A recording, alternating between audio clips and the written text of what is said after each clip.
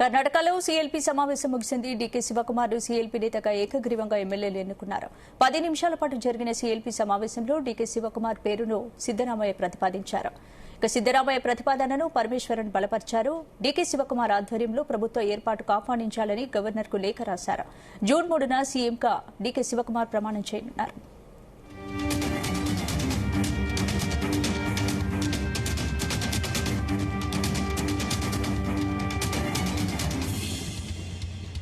Right, ఈ అంశానికి సంబంధించి పూర్తి అప్డేట్స్ మా చీఫ్ న్యూస్ కోఆర్డినేటర్ రాధాకృష్ణ అందిస్తారు. రాధాకృష్ణ. గుడ్ ఈవినింగ్ స్పందన. కర్ణాటకలో గత కొద్ది నెలలుగా జరుగుతున్నటువంటి పవర్ షేరింగ్ సంబంధించిన అంశానికి ఎట్టకేలకు తెరపడింది. సో నిన్న మొత్తంగా ఈ 2-3 రోజులు జరుగుతున్న పరిణామాల నేపథ్యంలో సిద్దిరామయ్య ముఖ్యమంత్రిగా ఉన్నటువంటి సిద్దిరామయ్య గవర్నర్ కలిసి రాజీనామాకు లేఖ ఇవ్వడం, రాజీనామా ఆమోదించడం ఒక అంశం అయితే, ఇక నెక్స్ట్ తదుపరి ముఖ్యమంత్రి ఎవరైనా దానిపైన కూడా ఒక స్పష్టత వచ్చేది. కాసేపటి క్రితమే బెంగళూరులో ఈ కర్ణాటక సంబంధించిన కాంగ్రెస్ ఎమ్మెల్యేల సమావేశం కొనసాగింది. తదుపరి సిఎల్పీ నేతగా ఎవరు ఎన్నుకోవాలి దానిపైన కూడా అధిష్టానం ఇప్పటికే కొంత దిశానిర్దేశం చేసింది, స్పష్టమైన ప్రకటన చేసింది. సో అందరికి తెలిసిన విషయమే, గత కొద్ది నెలలుగా కూడా డీకే శివకుమార్ ముఖ్యమంత్రి అవుతారని చెప్పి ప్రచారం జరిగింది. సో ఆ ప్రచారానికి తగ్గట్టుగానే సిద్దిరామయ్య రాజీనామా చేయడం, ఆ తర్వాత జరుగుతున్న పరిణామాల నేపథ్యంలో ఈ రోజు సీఎల్పీ సమావేశం జరగడం, సీఎల్పీ సమావేశంలో సీఎల్పీ నాయకునిగా డీకే శివకుమార్ ను ఎన్నుకున్నారు. అయితే మొత్తంగా ఈ యొక్క ఎంటైర్ సంబంధించిన సీఎల్పీ నేత ఎన్నుకునే ఈ ఘట్టంలో భాగంగా చాలా అత్యంత కీలకమైనది ఏంటంటే, డీకే శివకుమార్ పేరును తాజా మాజీ ముఖ్యమంత్రిగా ఉన్నటువంటి సిద్దిరామయ్య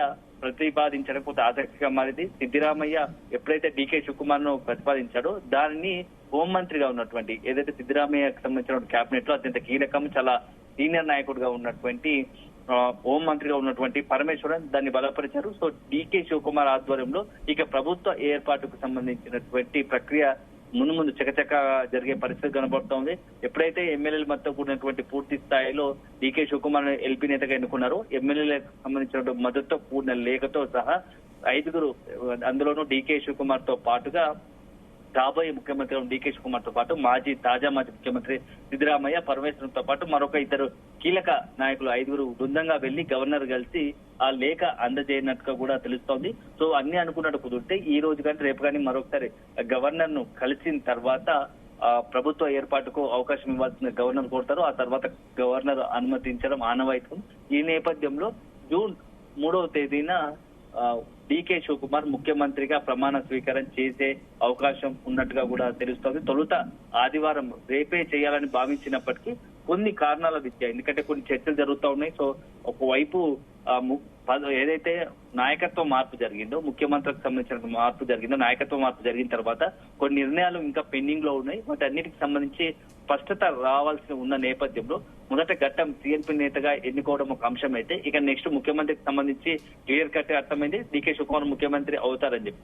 అయితే ముఖ్యమంత్రిగా ఉన్నటువంటి డీకే శివకుమార్ కేబినెట్ లో ఇప్పుడు ఎవరెవరు ఉంటారనేదే ఆసక్తిగా మారింది. ఎందుకంటే సిద్దిరామయ్య తన వర్గాన్ని అంతా కూడా చాలా కీలకమైనటువంటి శాఖలు తన వర్గానికి ఇవ్వాల్సిందని చెప్పి అధిష్టానం ముంగట ఒక ప్రతిపాదించినట్టుగా తెలుస్తోంది. సో మొన్న ఎప్పుడైతే తను రాజీనామా చేయాలని అనుకుంటాడో, రాజీనామా చేయాలనుకున్న తరుణంలో కొన్ని షరతులు, కొన్ని డిమాండ్లు అధిష్టానం ముందట ఉంచారు. సో వాటిపైన ఇంకా చర్చ జరుగుతుంది. ఒకవైపు కేబినెట్ కి సంబంధించి ఎవరెవరు కేబినెట్ తీసుకోవాలి, ఎవరికి ఏ పదవి అప్పచెప్పాలనేది ఒక అంశం అయితే, ఇక నెక్స్ట్ అల్టిమేట్ గా ప్రస్తుతము ఉప ముఖ్యమంత్రిగా ఉన్నప్పుడు డీకే శివకుమార్ సంబంధించినటువంటి సిద్దిరామయ్య కేబినెట్ లో మంత్రిగా ఉప ముఖ్యమంత్రిగా ఉన్నటువంటి డీకే శివకుమార్ సో పిసిసి అధ్యక్షుడిగా ఉన్నారు. సో ఇట్లాంటి తరుణంలో ఇప్పుడు నెక్స్ట్ పిసిసి అధ్యక్షుడు కూడా, పార్టీ పరంగా పిసిసి అధ్యక్షుడు ఎవరికి ఇవ్వాలి అనే దానిపైన కూడా చర్చలు జరగాల్సి ఉంది.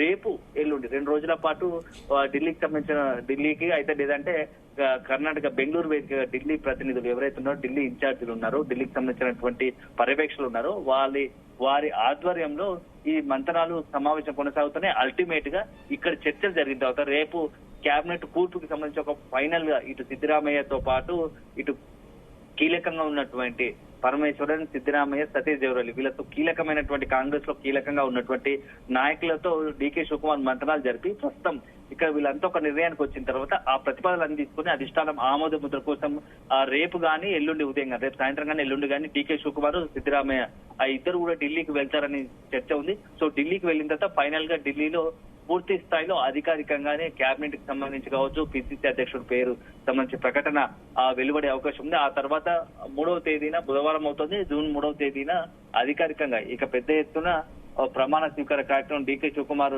ప్రమాణ స్వీకారం కార్యక్రమం ఉండబోతుందని తెలుస్తోంది. దీనికి సంబంధించి ఇప్పటికే ఈ కార్యక్రమానికి ఏర్పాట్లకు కూడా సంబంధించినటువంటి అన్ని అవకాశాన్ని కూడా ఏదైతే ఏర్పాట్లకు సంబంధించి జూన్ 3వ తేదీన జరిగిన ప్రమాణ స్వీకార కార్యక్రమానికి ఏర్పాట్లు కూడా డీకే శివకుమార్ అనుచరులు చూస్తున్నట్టుగా తెలుస్తోంది. ఈ కార్యక్రమానికి రాహుల్ గాంధీ, ప్రియాంక గాంధీ, మల్లికార్జున ఖర్గే ముఖ్యమంత్రి, తెలంగాణ ముఖ్యమంత్రితో పాటు పలువురు కీలకమైనటువంటి నాయకులు హాజరయ్యే అవకాశం ఉన్నట్టుగా తెలుస్తోంది. సో మొత్తం ఎంటైర్ గత ఏదైతే కర్ణాటకకు సంబంధించినటువంటి కర్ణాటకలో కాంగ్రెస్ కి అధికారం రావడం దాదాపుగా మే 20వ తేదీకి మొన్నటి 20వ తేదీకి 3 సంవత్సరాలు ముగిసింది. ఈ నేపథ్యంలోనే మొత్తం అంశం కూడా తెరపైకి రావడం, ఎప్పుడైతే 2.5 సంవత్సరాలు సిద్ధరామయ్య ముఖ్యమంత్రిగా 2.5 సంవత్సరాల కాలం పూర్తి చేసుకున్నాడో అప్పటి నుంచి డీకే శివకుమార్ ముఖ్యమంత్రిగా తనకు అవకాశం ఇవ్వాలి, గతంలో ఏదైతే ప్రభుత్వ ఏర్పాట్లో ముందస్తుగా మాకు హామీ ఇచ్చారో హామీ మేరకు తనకు అవకాశం ఇవ్వాలని చెప్పేసి అధిష్టానం వద్ద తనతో పాటు తన మొత్తంగా ఉన్నటువంటి మద్దతుదారులతో ఢిల్లీకి వెళ్లి ఢిల్లీ పెద్దల మీద ఒత్తిడి తీసుకొచ్చే ప్రయత్నం చేశారు. సో అప్పటి నుంచి కూడా గత 6 నెలలు ఈ అంశం అడపా తెరపైకి వస్తుంది. కానీ కొన్ని ఎన్నికల కారణంలో ఆయా రాష్ట్రాల్లో ఉన్నటువంటి ఎన్నికల కారణంగా అది వాయిదా పడుతూ వస్తుంది. సో ఇప్పుడు అన్ని ఎన్నికలు ముగితే తాజాగా తమిళనాడు కేరళ ఎన్నికలతో పాటుగా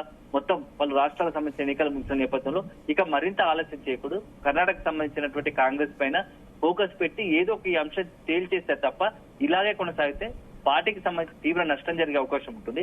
త్వరలో మరొక 2 సంవత్సరాలు ఎన్నికలు జరగబోతున్నాయి. దీని ఇంపాక్ట్ పార్లమెంట్ కి సంబంధించి ఎన్నికల మీద కూడా పడుతుంది. కాబట్టి ఇవన్నీ బేరీజ్ వేసుకొని అధిష్టానం స్పష్టంగా ఒక నిర్ణయం తీసుకోవాలనుకుంటే దాంట్లో భాగంగానే సిద్ధరామయ్యను, డీకే శివకుమార్ ను 4 రోజుల క్రితం ఢిల్లీకి పిలిపించి అక్కడే మాట్లాడి చర్చలు జరిపిన తర్వాత అల్టిమేట్ గా ఈ నిర్ణయం తీసుకుంది. సో ఇప్పుడు మొత్తంగా కూడా ఈ అంశానికి గత కొద్ది నెలలుగా జరుగుతున్న చర్చకు అంశానికి ఈ వివాదానికి కూడా ఎండ్ కార్డు వేసింది. నెక్స్ట్ డీకే శివకుమార్ ముఖ్యమంత్రిగా చేయాలని డిసైడ్ అయింది అధిష్టానం. సో దాంట్లో భాగంగానే ఎంపీ నేత కూడా ఎన్నుకున్నారు.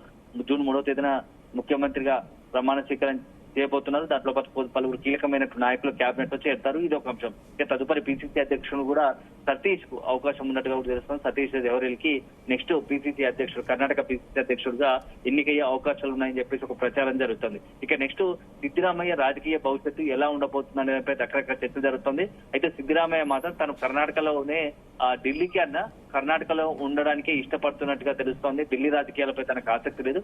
కాకపోతే రాజ్యసభ సభ్యుడిగా ఉంటూనే కర్ణాటక బేస్డ్ గానే ఇంకా ఢిల్లీ రాజకీయాల కన్నా కర్ణాటకలోనే రాజకీయంలో భవిష్యత్తులో కొనసాగాలనే ఒక ఆలోచన ఉన్నట్టుగా తెలుస్తుంది. సో అదే సందర్భంలో తన కుమారుడికి కీలకమైనటువంటి మంత్రి పదవి ఆశిస్తున్నట్టుగా తెలుస్తా ఉంది. సో సిద్ధరామయ్యకు సంబంధించినటువంటి కుమారుడికి మంత్రి పదవి ఆశిస్తున్నట్టుగా తెలుస్తోంది. సో అది ఎంతవరకు అవకాశం ఉందో చూడాలి. ఎందుకంటే ప్రస్తుతానికైతే అతని కుమారుడు యతీంద్రకి సంబంధించినటువంటి యతీంద్ర సిద్ధరామయ్యకు మంత్రి పదవి ఆలోచిస్తున్నట్టుగా తెలుస్తోంది. సో అది ఎంతవరకు మరి అవకాశం ఇస్తుందా లేదా అధిష్టానం, అదే డీకే శివకుమార్ ఏమంటారు అనేది కూడా చూడాలి. సో అల్టిమేట్ గా కర్ణాటకకు సంబంధించినటువంటి ఈ పంచాయతీ ఏదైందో పవర్ షేరింగ్ పంచాయతీకి ఎండ్ కార్డు పడ్డట్టయింది. సో జూన్ 3వ తేదీన దీనికి సంబంధించి ప్రమాణ స్వీకారం ఎవరైతే డీకే శివకుమార్ ఉన్నారు ప్రమాణ స్వీకారం కార్యక్రమానికి కూడా మొత్తం లైన్ క్లియర్ అయిందిగా మనం భావించాల్సి ఉంటుంది. థాంక్యూ రాధాకృష్ణ.